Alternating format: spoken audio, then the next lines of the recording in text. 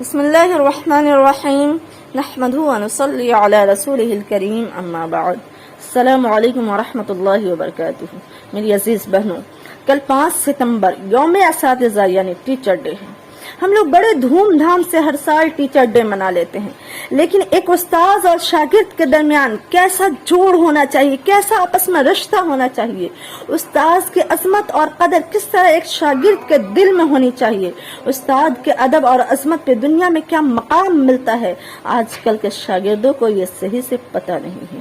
اور حد تو یہ ہے کہ بہت سارے استاذ بھی اپنا مقام و مرتبہ صحیح سے نہیں سمجھ پاتے ہیں۔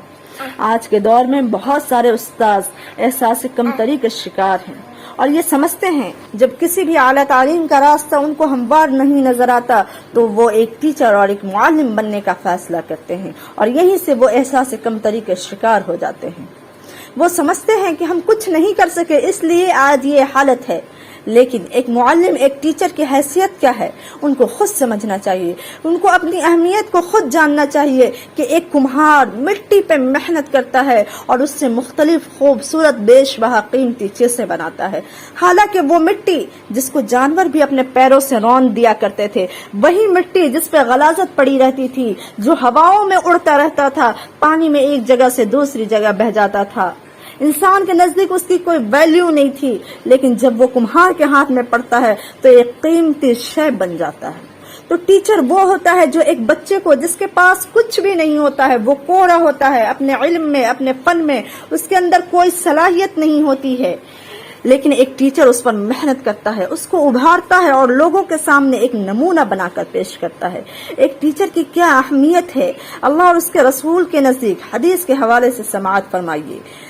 جامع ترمذی کی روایت ہے، اللہ کے رسول صلی اللہ علیہ وسلم ارشاد فرماتے ہیں کہ اللہ تعالیٰ اور اس کے فرشتے اور آسمان و زمین کے تمام مخلوقات، حتیٰ کہ بلوں میں رہنے والی چینٹیاں، سمندروں میں رہنے والی مچھلیاں اس شخص کے لیے دعائے خیر کرتی ہے جو لوگوں کو بھلائی سکھاتا ہے۔ سوچنے کی بات ہے، خود اللہ، اس کے فرشتے، آسمان و زمین کی تمام مخلوقات، سوچئے کتنے چرند پرند ہیں، حتیٰ کہ بلوں میں رہنے والی چینٹیاں، کتنی ساری چینٹیاں ہوں گی دنیا میں، اور اس کے علاوہ سمندر کی مچھلی بھی اس شخص کے لیے دعائے خیر کرتی ہے جو لوگوں کو علم سکھاتا ہے۔ آگے سنیے، ایک دوسری روایت ہے ابن ماجہ شریف کی، آپ صلی اللہ علیہ وسلم نے فرمایا کہ بہترین صدقہ یہ ہے کہ آدمی علم سیکھے اور اپنے مسلمان بھائی کو سکھائے، کسی بھی شعبے میں کسی بھی فن کا علم سیکھے خود اور اپنے مسلمان بھائی بہنوں کو سکھائے تو یہ سب سے بہترین صدقہ ہے۔ تو یہ ہوا استاد کی اہمیت، معلم کی، مدرس کی، ٹیچر کی، پروفیسر کی، لیکچرر کی، یہ اہمیت ہے۔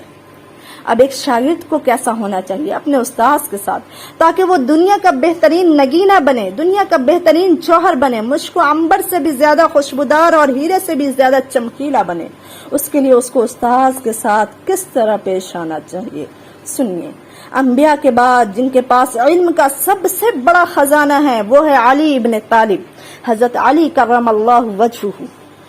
جن کے بارے میں اللہ کے رسول صلی اللہ علیہ وسلم ارشاد فرمایا کرتے تھے کہ میں علم کا شہر ہوں اور علی اس کا دروازہ ہے۔ ان سے سنیے کہ اتنا بڑا مقام ان کو کیسے ملا، علم کے دروازہ کیسے بنے۔ وہ فرماتے ہیں کہ جو مجھے ایک لفظ نہیں صرف ایک حرف سکھا دے، جو مجھے ایک لفظ نہیں صرف ایک حرف سکھا دے، میں اس کا غلام ہوں، وہ مجھے جہاں چاہے جدھر چاہے لے جا کر بازار میں بیچ دے، ایک حرف کے بدلے ساری زندگی غلامی کرنے کو تیار ہیں۔ استاذ کیا ہے، کیا ان کی اہمیت ہے، آپ اس سے سمجھ سکتے ہیں۔ اور اگر کوئی بچہ استاذ کے ذاتی میٹر پہ غور و فکر کرتا ہے تو ان چیزوں میں پڑھنا بالکل غلط ہے۔ کسی اسٹوڈنٹ کو، کسی طالب علم کو یہ حق نہیں کہ وہ استاذ کو دیکھے، بلکہ وہ کیا دے رہا ہے، وہ کیا بانٹ رہا ہے، وہ اس چیز کو دیکھے۔ اور اگر استاد کی دعا مل گئی تو عروج کے جتنے منازل ہیں سب آسان ہو جائیں گے، بلندیاں خود قدموں میں آ کر گرے گی۔ استاد کی دعا ایسی ہے طالب علم کے لیے جیسے کھیتی کے لیے بارش کا پانی،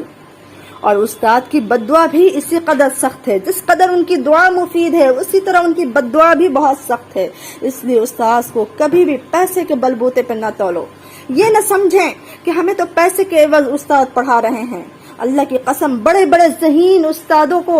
بے وقار سمجھنے والے زمانے نے ان کو کچل دیا، زمانے نے ان کو روند دیا، وہ خود ہی زمانے میں بے وقار ہو گئے، زمانے کے گردش میں وہ خود ہی پھنسے ہوں۔ اس لیے استادوں کی عزت کرے، اپنے جان سے بھی زیادہ ان کی قدر کرے، ان کی خوشی کو اپنے خوشی پہ مقدم کرے، اور اللہ نے آپ کو جس بھی فن میں، جس بھی شعبے میں صلاحیت دی ہے، اس شعبے سے لوگوں کو مستفید کریں۔